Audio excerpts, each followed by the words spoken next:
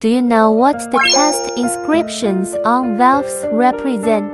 Valve markings should include the following information: nominal diameter, pressure rating code, material grade, heat number, and an arrow indicating the direction of media flow for valves with flow direction requirements. The manufacturer's name or trademark. For valves formed by casting or die casting, the markings shall be cast or die cast integrally with the valve body.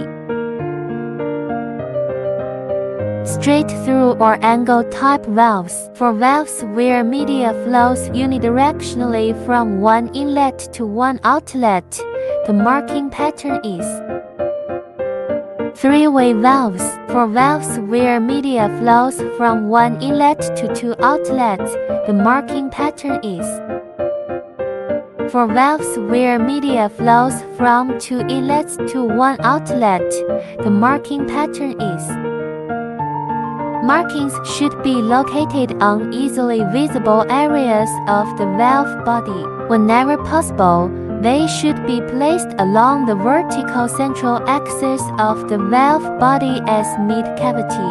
Markings must be clear, legible, neatly aligned, and evenly arranged. If space on one side of the valve body is insufficient, markings may be placed symmetrically on the opposite side of the mid-cavity.